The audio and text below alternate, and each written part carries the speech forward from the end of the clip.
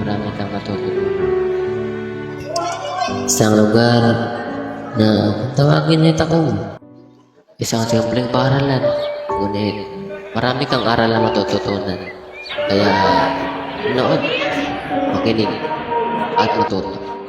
Ako, Tita Lam, at ito ang aming munting kwento.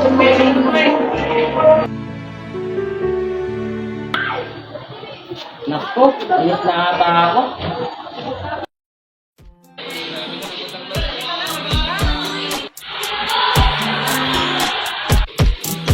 Hey, friend, anong aga nyo? Anong ganap? Wala, pre, may pinapagawa lang.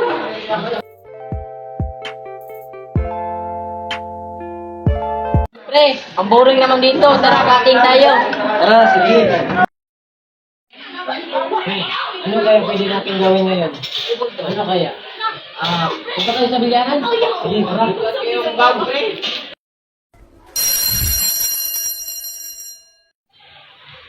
Good morning, everyone. Ba't kayo lang? Mas yung dalawa? Bukas po, ma'am. May libre lang. Oo, parang hindi na naman papasok yun.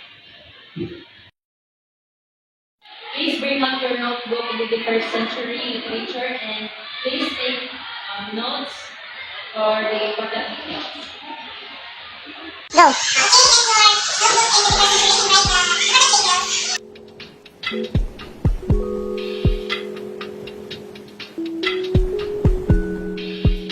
Wait, alam mo, may quiz pala tayo bukas kaya mag-aral tayo ng mabuti.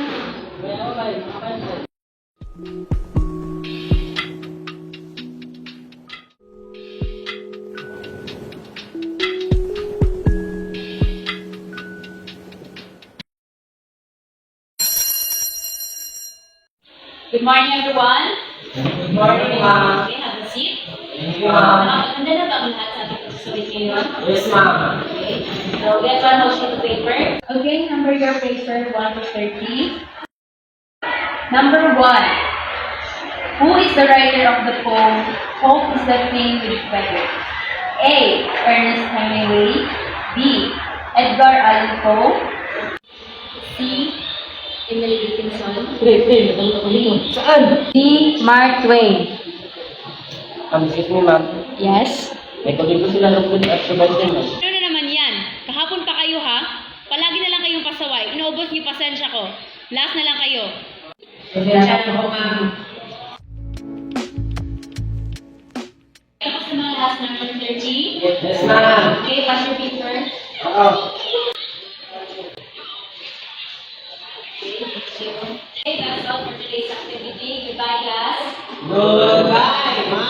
Miriam. Nagod ka sa akin mamaya.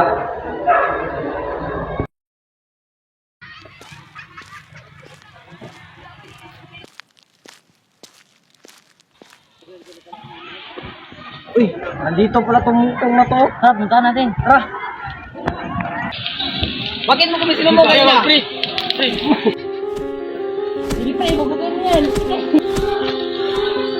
Hala, sintala mo, binubugbog. Isusumbong ko kay ma'am. Tara, matingas ka niya. Tara.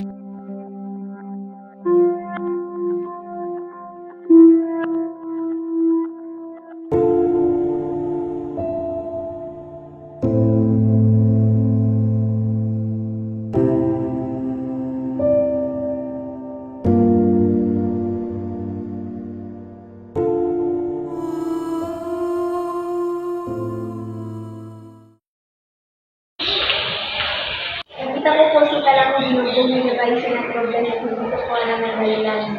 Hindi ko magkaroon sila sa akin. Ma'am, excuse me po. Ano po sila? Hindi ko masukin. Sige. Ano nangyari sa'yo? Binugbog ko nila ako, ma'am. Bakit binugbog? Sumbong siya kanina, ma'am. Alam mo ba na mali ang mga kaya? Opo, ma'am. Pero bakit mo ginawa? Kasi kami mga sagot ma'am kasi nag-appel po kami hapon.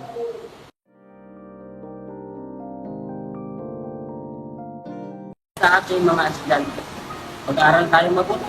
Pagtuunan natin ng atensyon ang proseso ng ating pangarap. Kaya naharap, tagumpay ay ating nananasan.